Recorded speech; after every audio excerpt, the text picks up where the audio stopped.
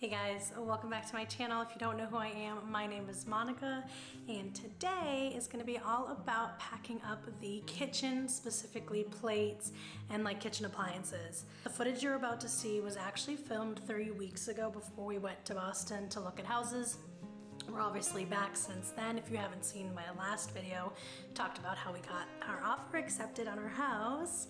So make sure to go watch that if you haven't yet. So I was sitting down to actually edit this footage that I'm talking about where we're packing up the kitchen, and I realized that I think my intention when I was filming it was to make it kind of like a voiceover video.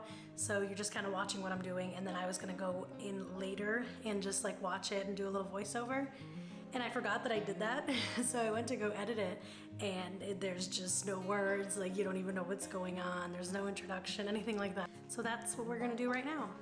Side note, I don't even know if this is gonna sound good because I'm in the front hall right now, and as you'll see in this video and then the next video, which that footage was also filmed before I went to Boston, we just cleared out this whole front hall. It's basically just become like a storage for all the boxes that we have packed up already because we literally have nowhere else to put it.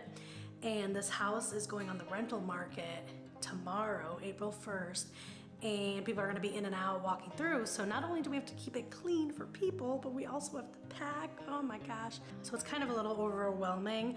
But we decided to designate one room in the house to like all the boxes so that people could still walk through and see the other rooms. And the rest of the room is completely empty. So my point in all of this is that it's very echoey and I don't know how the mic's gonna pick it up.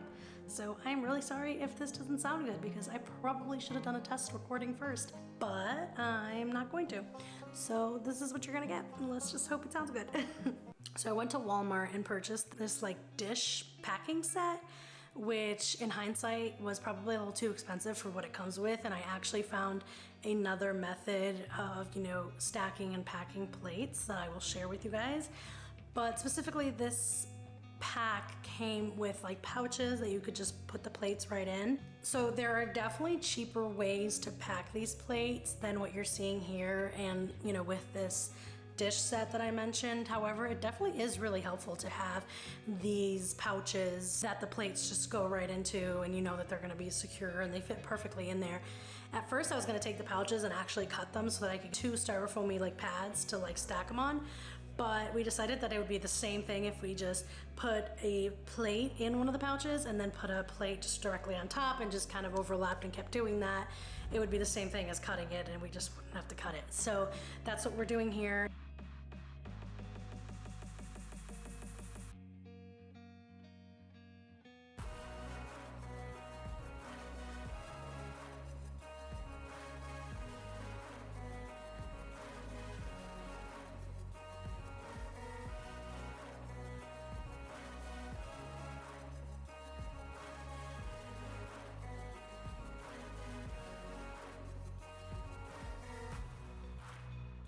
Now, normally I wouldn't recommend you making your boxes really heavy because it is just gonna be such a pain when you're actually moving it.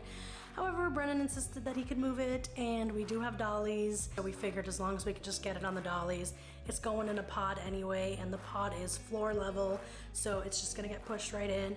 And then when we move out and we take everything out of the pod, it's also gonna go on a dolly, which is floor level and all that. So it's okay to make it a little heavier, especially with plates. I mean, there's no way really around that, and I didn't wanna have to use 2, 3, 4 boxes for it. So I just tried to fit whatever I could in this one, and it's just gonna end up being one of our heavier boxes. It is what it is. You'll see that we actually ran out of the styrofoam pouches halfway through packing the plates, and instead of using like bubble wrap or some other styrofoam that I had off to the side, I bought a bunch of really cheap paper plates that are gonna basically do the exact same thing as these pouches. They're not as like fully protective because it doesn't like encompass the whole plate. The pouches are great. They do offer like a tiny bit more protection, but when it comes to like price, and I really wish I remembered what I paid for the like dish packing set, and I want to say it was somewhere to like $8 or $9. You only get like 15 to 20 pouches. So for like $8 or $9, whereas you can buy a whole stack of like 200 paper plates, And I keep saying paper, but it's actually styrofoam plates, so that actually helps even more when it comes to the cushioning. But you know, you can go to like Target and buy a stack of like 200 styrofoam plates for pretty cheap, way cheaper than the $8 or $9 for this dish set. So I do think more cost effective and just better in the long run, because you have way more of it, is the styrofoam plates.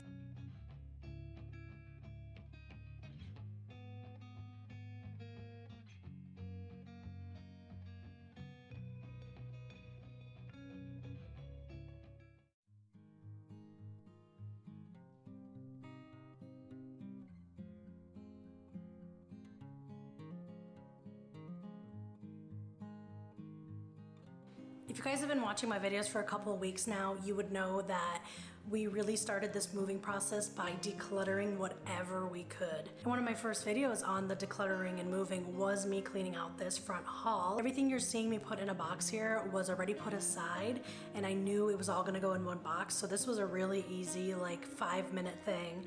I had already decluttered the whole closet, so like I said, everything left was meant to be put in a box, so I didn't have to take the time to sift through everything one by one. I did that a couple of months ago, and now it was just a matter of literally taking it down, putting it in a box, packing it up, putting it aside, and not worrying about it again until we move in.